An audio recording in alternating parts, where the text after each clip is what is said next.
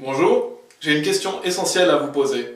Et si vous deviez mourir aujourd'hui, êtes-vous sûr à 100% d'aller au paradis?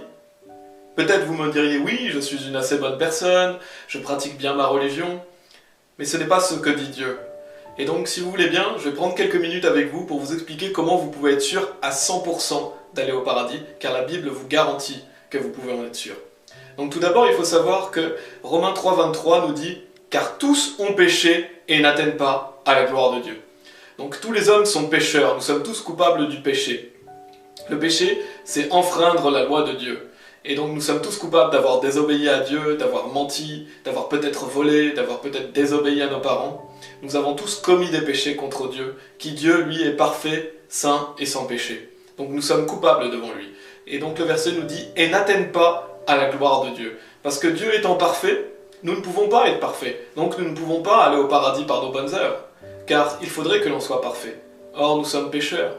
Donc nous ne pouvons pas atteindre la gloire de Dieu. Et ça, c'est très important que vous sachiez que personne ne peut aller au paradis par ses bonnes œuvres. Donc ça, Jésus-Christ l'a fait pour tout le monde. Dieu a envoyé son Fils mourir pour nos péchés sur la croix. Il a été enseveli, il est ressuscité des morts. Est-ce que ça veut dire maintenant que tout le monde va aller au paradis? Non, tout le monde ne va pas aller au paradis parce qu'il y a quelque chose que vous devez faire personnellement. Et à ce sujet, cette question est posée dans la Bible où un monsieur demande à Paul et Silas comment il peut être sauvé. Et il leur demande « Messieurs, que dois-je faire pour être sauvé ?» Donc c'est une bonne question. Qu'est-ce que vous devez faire pour être sauvé et donc aller au paradis? Et la réponse est « Et ils dirent « Crois au Seigneur Jésus-Christ et tu seras sauvé et ta maison. » Notez bien que la Bible dit « Crois au Seigneur Jésus-Christ ». Donc c'est de croire en Jésus-Christ qui nous sauve. Il n'est pas dit « Va dans une église et tu seras sauvé ». Il n'est pas dit « Soyez baptisés et vous serez sauvés ». Il n'est pas dit « Pratiquez les bonnes actions et vous serez sauvés ». Il n'est pas dit de changer de vie. Non, il est dit seulement de croire.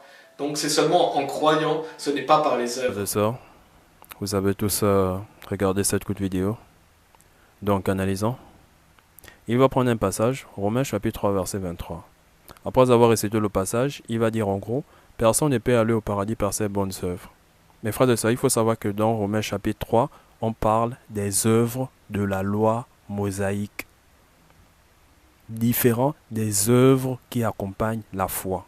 La Bible nous parle des œuvres qui accompagnent la foi. La Bible nous parle aussi des œuvres de la loi mosaïque. Il faut faire la différence. Lui sait qu'il y a une différence, mais il mélange tout pour vous confondre, pour vous égarer, frères et sœurs. Qu'on ne vous égare pas ainsi. Lisez vous-même la Bible, de la Genèse à l'Apocalypse. Mettez tout dans le contexte.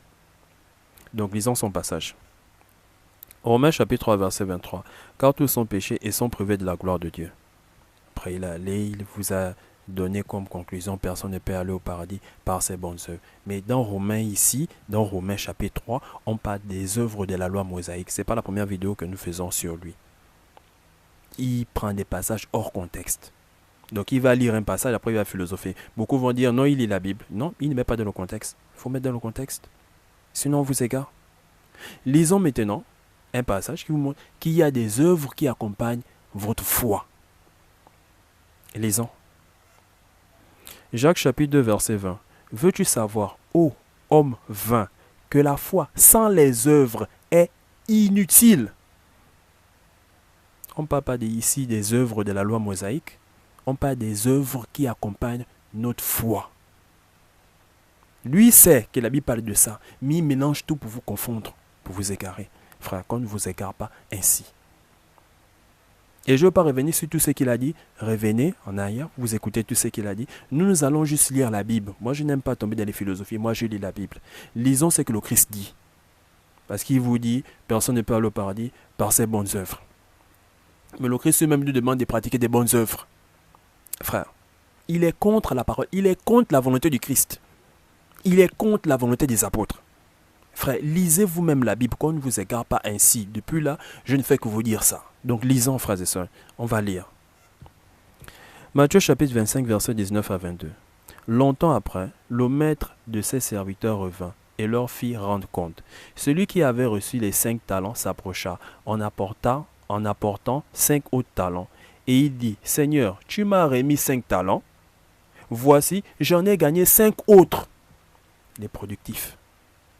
Son maître lui dit, c'est bien, bon et fidèle serviteur, tu as été fidèle en peu de choses. et je te confierai beaucoup. Entre dans la joie de ton maître. Celui qui avait reçu les 2 talents s'approcha aussi, et il dit, Seigneur, tu m'as remis 2 talents. Voici, j'en ai gagné 2 autres. Ça ne s'arrête pas là, continuons. Matthieu chapitre 25, versets 23 à 26. Son maître lui dit, c'est bien, bon et fidèle serviteur, tu as été fidèle en peu de choses, je te confierai beaucoup. Entre dans la joie de ton maître. Celui qui n'avait reçu qu'un talent s'approcha ensuite, et il dit, Seigneur, je savais que tu es un homme dur, qui moissonne où tu n'as pas semé, et qui amasse où tu n'as pas vanné. J'ai eu peur, et je suis allé cacher ton talent dans la terre. Voici, prends ce qui est à toi. Il a dit, on n'a pas besoin d'ajouter nos œuvres. Le Christ a déjà tout payé. Regardez la courte vidéo. Regardez, analysez vous-même. Le Christ a déjà tout payé. Voilà, il suffit seulement de croire des philosophies. Il va prendre un passage, il va se plaquer sur le passage. Il parle du baptême. Voilà, on n'a pas besoin de se baptiser. Mais le passage qu'il va prendre sur le baptême, il s'est fait baptiser. Donc, il prend un passage, voilà. Que faut-il faire pour être sauvé? Croire en Jésus-Christ. Mais il ne lit pas après. Que voilà, il fut baptisé. Non, il ne lit pas ça. Mais après, il va vous dire, non, il suffit seulement de croire, on n'a pas besoin d'être baptisé. Mais le passage qu'il prend, on baptise au disciple après. On baptise celui qui vient de croire après. Mais il vous dit, on n'a pas besoin d'être baptisé, frère. On peut faire ça, avec la parole. Vous pouvez accepter ça. Lisez vous-même la Bible. Donc, on vient te faire lire la Bible. Mais on peut te raconter n'importe quoi. Toi-même, tu ne veux pas prendre l'initiative de lire la Bible. On va te raconter n'importe quoi. On va te raconter n'importe quoi. Donc lisons. Celui qui n'avait reçu qu'un talent s'approcha ensuite et il dit, Seigneur, je savais que tu es un homme dur, qui moissonne où tu n'as pas semé et qui amasse où tu n'as pas vanné. J'ai eu peur, je suis allé cacher ton talent dans la terre. Voici, prends ce qui est à toi. Il a dit, le Christ a déjà tout payé. On n'a pas besoin de... Voilà, il a déjà tout payé. Voilà, vos œuvres, on n'a pas besoin de ça. Il suffit seulement de croire. Voyez, sa doctrine, c'est une fois sauvé, toujours sauvé. Donc, le Christ a déjà tout fait. Il faut écouter la courte vidéo. Revenez sur la courte vidéo, vous écoutez. Son maître lui répondit, serviteur méchant et paresseux. Le Christ a déjà tout payé. Personne ne peut aller au paradis par ses bonnes œuvres. On va lire, hein. On ne fait que lire là. Son maître lui répondit, serviteur méchant et paresseux. Tu savais que je moissonne où je n'ai pas semé, et que j'amasse où je n'ai pas vanné. C'est son serviteur. Continuons. Matthieu chapitre 25, versets 27 à 30. Il te fallait donc remettre mon argent au banquier. Et à mon retour, j'aurais retiré ce qui est à moi avec un intérêt. Ôtez-lui donc le talent et donnez-le à celui qui a les 10 talents. Donc celui qui était, voilà, productif. Car on donnera à celui qui a, et il sera dans l'abondance. Mais à celui qui n'a pas, on notera même ce qu'il a. Et le serviteur inutile, c'est la parole, jetez-le dans les ténèbres du dehors. Il a fait quoi? Il a fait quoi? Dites-moi, il a fait quoi? Moi, je lis seulement la parole. Ça ne s'arrête pas là, on va beaucoup lire. Où il y aura des pleurs et des grincements des dents. Un serviteur inutile. Non, le Christ a tout payé. Voilà. Des philosophies. Ça ne s'arrête pas là, lisons. Matthieu chapitre 25, versets 31 à 34. Lorsque le Fils de l'homme, donc vous voyez que c'est une suite. Moi je ne philosophe pas, je ne prends pas un passage là-bas, prends un autre passage là-bas. Voilà, parfois même des passages qui n'ont rien à... hors contexte. C'est une suite, hein. Lorsque le Fils de l'homme viendra dans sa gloire, donc après ce qu'il a dit là, il vous dit ça. Pour ceux qui n'ont pas bien compris, il revient, il dit ça. Celui qui ne comprend pas aussi lui-même. Je ne veux pas lire la Bible à votre place. Lisez vous-même la Bible, mais on ne fait que lire là. On lit pour ce cas-là. Mais lisez vous-même la Bible. Lorsque le Fils de l'homme viendra dans sa gloire, avec tous les anges, il s'assiera sur le trône de sa gloire.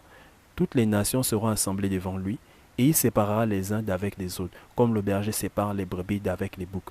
Et il mettra les brebis à sa droite et les boucs à sa gauche. Alors le roi dira à ceux qui seront à sa droite, « Venez, vous qui êtes bénis de mon Père, prenez possession du royaume, vous qui avez été préparés dès la fondation du monde. » Continuons. Matthieu chapitre 25, versets 37 à 38. Car j'ai eu faim, et vous m'avez donné à manger. J'ai eu soif, et vous m'avez donné à boire. J'étais étranger, et vous m'avez recueilli. J'étais nu, et vous m'avez vêtu. J'étais malade, et vous m'avez visité. J'étais en prison, et vous êtes venus vers moi. Les justes lui répondront, Seigneur, quand avons-nous vu avoir faim, et t'avons-nous donné à manger? Ou avoir soif, et t'avons-nous donné à boire? Quand avons-nous vu étranger, et t'avons-nous recueilli? Ou nu, et t'avons-nous vêtu? Continuons. Matthieu chapitre 25, versets 39 à 42. Quand avons-nous vu malade ou en prison, et sommes-nous allés vers toi? Et le roi leur répondra, je vous le dis en vérité, toutes les fois que vous avez fait ces choses à l'un de ces plus petits de mes frères, c'est à moi que vous l'avez fait. Ensuite, il dira à ceux qui seront à sa gauche, retirez-vous de moi, maudits. Allez dans le feu éternel qui a été préparé pour le diable et pour ses anges. Car j'ai eu faim, et vous ne m'avez pas donné à manger. J'ai eu soif, et vous ne m'avez pas donné à boire. Continuons. Matthieu chapitre 25, versets 43 à 46. J'étais étranger, et vous ne m'avez pas recueilli. J'étais nu, et vous ne m'avez pas vêtu. J'étais malade et en prison, et vous ne m'avez pas visité. Ils répondront aussi, Seigneur, quand avons-nous vu, ayant faim, ou ayant soif, ou étranger, ou nu, ou malade, ou en prison, et ne t'avons-nous pas assisté? Et il leur répondra, je vous le dis en vérité, toutes les fois que vous n'avez pas fait ces choses à l'un de ces plus petits, c'est à moi que vous ne l'avez pas fait. Et ceux-ci iront au châtiment éternel, mais les justes à la vie éternelle. Frère, c'est la parole. On lit. C'est le Christ qui parle. On a parlé de celui qui a reçu 5. Voilà, il a multiplié. L'autre a reçu 1. Maître, je sais que tu es un homme dur, je suis allé enterrer. Le Christ a payé pour... Le Christ a tout payé, voilà, il suffit seulement de croire. Moi je lis, vous-même analysez. Et ça ne s'arrête pas là, on va maintenant lire ce que l'apôtre dit. Pas des philosophies. Lisez vous-même. 1 Corinthiens chapitre 9, versets 25 à 27. Tous ceux qui combattent s'imposent toute espèce d'abstinence. Donc tous les athlètes là, les athlètes, voilà, on sait ça. Avant une compétition, voilà, tu dois manger comme ça, tu dois pas trop manger gras, tu dois pas trop manger ceci, voilà, tu dois t'abstenir par exemple de ta femme pour les marier, voilà, abstiens-toi, un peu tout ça, c'est l'abstinence. Parce qu'ils veulent quoi? Et ils le font pour obtenir une couronne corruptible, parce qu'ils veulent gagner. Mais nous, faisons-le pour une couronne incorruptible. Donc, Paul nous prend l'exemple.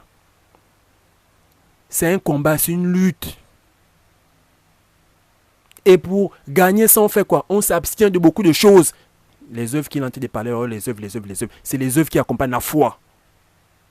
On a lu ce qui est écrit dans le livre de Jacques, chapitre 2, verset 20. Veux-tu savoir, ô 1,20, que la foi sans les œuvres est inutile? C'est inutile. J'ai la foi, mais où sont les œuvres qui accompagnent cette foi? Il n'y a pas. C'est inutile. Donc là, on écoute l'apôtre, on a écouté le maître. On écoute l'apôtre. Moi donc, je cours, non pas comme à l'aventure. Il a dit là-bas, tous ceux qui combattent s'imposent toute espèce d'abstinence. Donc si les athlètes font ça pour avoir une couronne qui périt, nous, faisons-le pour une couronne qui ne périt pas. Les œuvres qui accompagnent la foi. Comment vous égarer avec ça, avec tout ce qui est écrit là?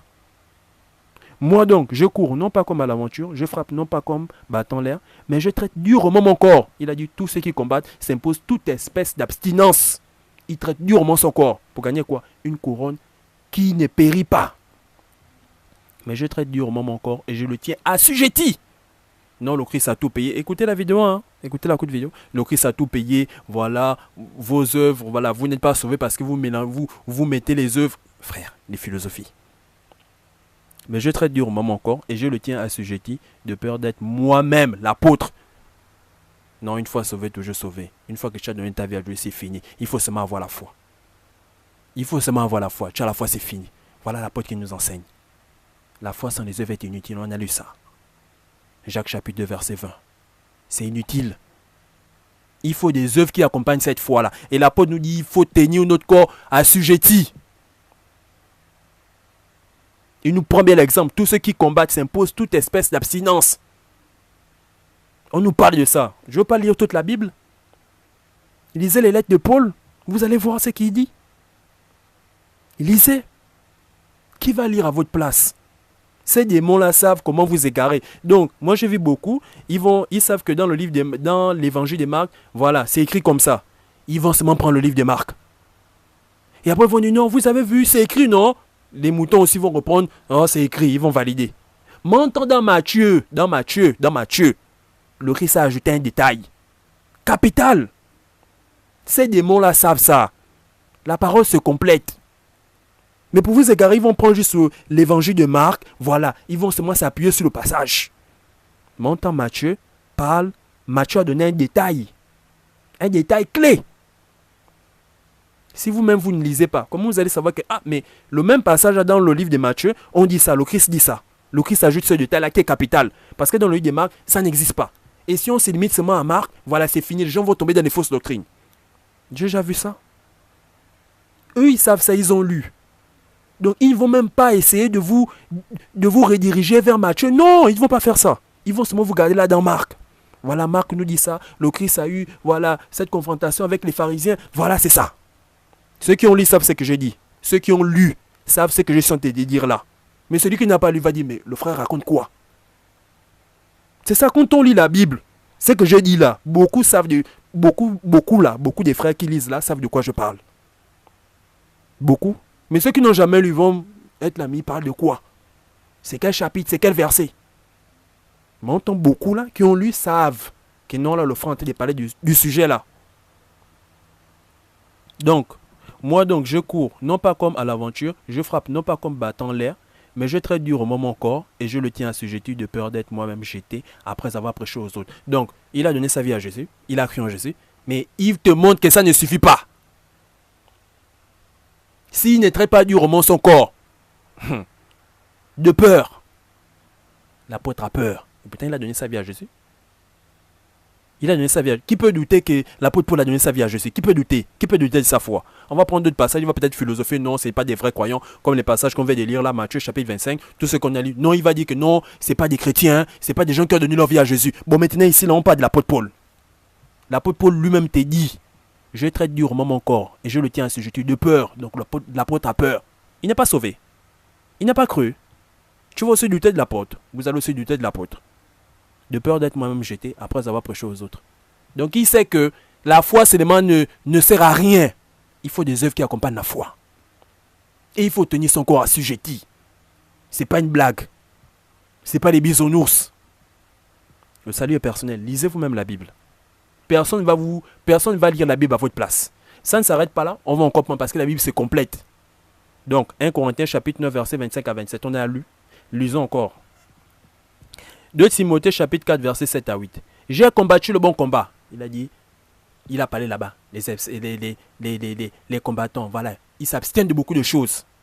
Pour gagner quoi? Une couronne qui périt. Mais nous, on doit s'abstenir de beaucoup de choses pour gagner une couronne qui ne périt pas. Mais il te dit, j'ai combattu le bon combat. Donc, beaucoup là, finissons. J'ai combattu le bon combat. J'ai achevé la course. J'ai gardé la foi. Beaucoup là, ces petits démons là vont... Non, voilà, vous avez vu, c'est la foi. Mais qu'est-ce qu'il a dit là-bas? Il tient son corps assujetti, non? Il tient son corps assujetti. Il traite durement son corps. Donc, vous voyez, les petits démons là, c'est comme ça qu'ils font. Ils vont prendre un passage. Voilà, non, ici là, il nous parle de la foi. Il nous parle pas des œuvres. Mais là-bas, on a parlé de quoi? Il a parlé de quoi? L'apôtre Paul a parlé de quoi là-bas? Il a dit, il traite durement son corps. Et il a pris l'exemple sur les athlètes. Les athlètes veulent quoi? Gagner une couronne, non? Bon, lui, il te dit que voilà, il a achevé. Parce qu'il a dit là-bas qu'il traite son corps durement. Là, maintenant, il nous dit, il a achevé. C'est fini. J'ai combattu le bon combat. J'ai achevé la course. Heureusement qu'il a dit là-bas que voilà, il traite durement son corps. Mais ces petits démons-là vont vous prendre juste au passage-là. Ils vont vous dire que voilà, j'ai gardé la foi. Il suffit seulement de garder la foi. Mais l'apôtre Paul a dit, il traite durement son corps. C'est comme ça qu'ils agissent, comme des petits serpents, comme leur maître. Frère, le salut est personnel. On égare beaucoup de nos frères et sœurs comme ça. Et ça me fait mal. Ça me fait mal. La parole est là, mais on vous égare. Ça fait mal. Le Seigneur a permis que sa parole soit toujours là comme ça. C'est pour nous édifier. Mais pourquoi vous ne voulez pas lire? Un mouvement comme ça, avec toutes les vidéos qui existent sur... Je ne sais pas le premier à faire des vidéos sur les baptistes. Avec toutes ces vidéos-là, il y a des gens qui vont quand même croire. Et vous voulez parler des catholiques, vous voulez parler des branhamistes. Vous êtes dans le même lot. des fausses doctrines. Le salut personnel, lisez vous-même la Bible. Donc, j'ai combattu le bon combat, j'ai achevé la course, j'ai gardé la foi. Désormais, la couronne de justice m'est réservée. Il a parlé de ça là-bas, on a lu dans 1 Corinthiens chapitre 9, versets 25 à 27. Le Seigneur, le juste juge, me la donnera dans ces jours-là, et non seulement à moi, mais encore à tous ceux qui auront aimé son avènement. Lui, il vous dit, n'ajoutez pas vos œuvres, le Christ a tout payé. Ça, c'est une doctrine des démons. On a lu. Et il veut vous faire croire que dans Romains, on parle des œuvres qui accompagnent la foi. Jamais. Là-bas, on parle des œuvres de la loi mosaïque. Si tu ne lis pas la Bible, comment tu vas savoir ça? Comment tu vas savoir? Lui ne peut pas te dire ça. Il sait que s'il te dit ça, tu vas comprendre que voilà, il y a beaucoup de fausses doctrines. Parce que voilà, les fausses doctrines, c'est que voilà, une fois que tu enlèves, une fois que tu pousses un peu le doigt, tout tombe. Il y a beaucoup là qui croient que voilà, le fruit défendu, c'était le sexe. Voilà, le serpent a couché avec elle. Mais quand on prend la Bible, frère, on prend la Bible verset sur verset, on comprend que c'est une doctrine des démons, mais il y a des gens qui croient à ça. Il y a des gens qui croient à ça. Des grandes personnes qui croient à ça. Que voilà, non, c'était le fruit, voilà, c'était le sexe, voilà, Adam a couché, excusez-moi, Ève a couché avec le serpent. On prend maintenant la Bible, voilà, on nous dit, c'est là que voilà, Adam connut Ève et voilà, le premier, bloqué. Non, c'est la révélation, il faut croire, c'est la révélation. Vous avez des problèmes? Donc, pareil, tu me dis c'est la révélation, mais ça s'oppose à la parole et je vais te croire. Mais il y a des gens qui croient à ça. Non, voilà, c'est le prophète des derniers temps, c'est le prophète des temps, il a donné la révélation. Quelle révélation? Quelle révélation? Donc là, on a mis dans le contexte. On ne fait que lire. Le Christ même, il a parlé. L'apôtre Paul te parle aussi. Tu vas douter pour écouter un philosophe qui vient te dire que voilà, il faut seulement croire.